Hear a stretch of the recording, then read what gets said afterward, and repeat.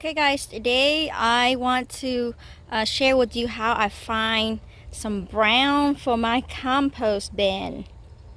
Here you see we are in the midst of the pretty hot summer. It's June, but no falling leaves. Leaves are green. My guy there is green up, and I don't have any brown for my compost. And so this is my way of finding some brown during the summer. So I got some of these cardboard that I just kind of tore up into chunk size pieces, whenever I need to take a break from whatever.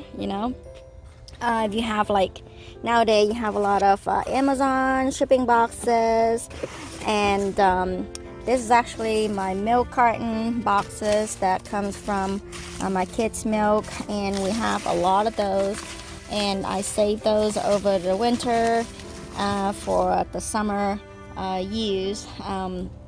So I can sometimes sprinkle those into my compost bin.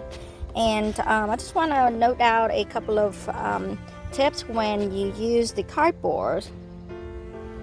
So cardboard, the kind that I use is kind of dull, matted looking. I go in and I just kind of tear all these kind of plastic shiny looking, even the magazine, a magazine or kids homework or art. But for this box here, it has this shiny on the outside. If you're concerned, you can throw that out, but the inside it looks pretty dull, and it doesn't have any glossy shiny on it. Now that we find a lot of easily get access to cardboard boxes, so this is okay to go ahead and compost this too. But just quickly tear that off, and that can go into recycle or trash, and then we can use the rest of this. Same thing with Amazon boxes. I usually go in and take those out. Like if I have Walmart boxes, they usually have tape on the top, and the this thing here, the little white tag here, has a lot of glue and stuff on it. I would take those off too. And my compost bin being moved out here to this corner of the yard this year. It's been out here for a couple of months. It's pretty good size. I've been throwing in a lot of stuff in there. Any paper products you can see, guinea poops, and wood sheds and everything. I also, those are the remnants of the clipped grass. So I either put the clipped grass on top of my bed like this. This is the butterfly garden, the monarch butterfly garden I'm doing this year, and I've been building up with clipped grass, and it's been attracting a lot of worms, a lot of worms, and it's very moist. It helps the soil. This is very clay, and helps the soil aerated and soft. And this year I'm working on this strip, so we just got some clipped grass here. So for grass, I'm also gonna throw those in. For grass, it's funny, grass can be either one. If it's green, like it's wet like this, fresh clipped grass, it's green, and when it's dry, it becomes brown. So, but grass decomposes so fast. So I sometimes often have a pile like this, and I just scoop some of this top that it's been sitting out here for a few days. Just kind of skim some of the top, and I throw it in. It's my brown in between my greens. If I have so much, I just put them on top to help the plant getting some it provides a lot of nitrogen for the plant. So I can, as the summer goes on, I just continue to add those on. So let's put the compost in, and just very easy. So I have a little container here with vegetable scrap, and sometimes if I have a little bit of cardboard, small pieces here and there, I just go ahead and throw them in. Paper towel and kids, stuff. Coffee ground and filter and all, citrus and everything. Eggshells. Would have some good eggs dinner, and so we have a lot of eggshells.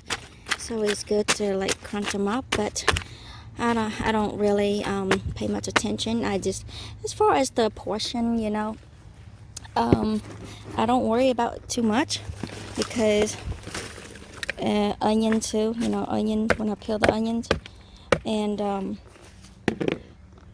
I just throw it in there and like that. And if I have like a good quantity of this good amount of shredded cardboard, and even paper core, toilet paper core, but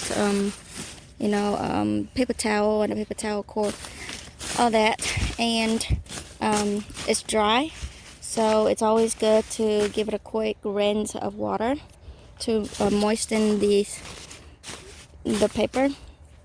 Sometimes I'll just leave the cardboard outside and let it wet. It's easier to tear if I'm going to work with it, because I don't want the mosquito to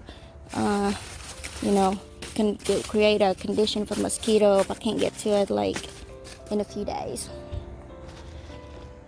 And that is all I do. Just throw a container or so, whatever I have in here as far as green scrap vegetables, and just throw a box or a bunch of brown or whatever I have in here, and call it good. I'm gonna go water it, and then I'll close the lid.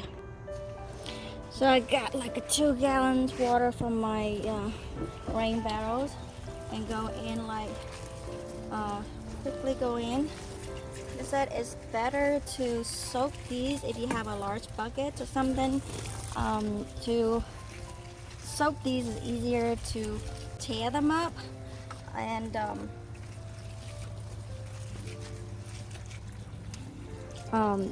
the water, it's soaked into the cardboard quicker instead of doing this. But you can add more water and put a lid on it. This is for hot compost, so during the summer it will cook it up. And in doing this, I'll keep a portion of the trash or the recycle out of the recycle bin and recycle trash can and all, and it will go back to my own for my own uses. And so it works on both ways, both sides, win-win. It would probably take about a few months for it to really finish compost. I don't really turn these. Maybe in a later month I will just take these and I would return it to the top and let it continue to cook through. And that's it, guys. I hope you have a great day, and I'll see you next week. Bye bye.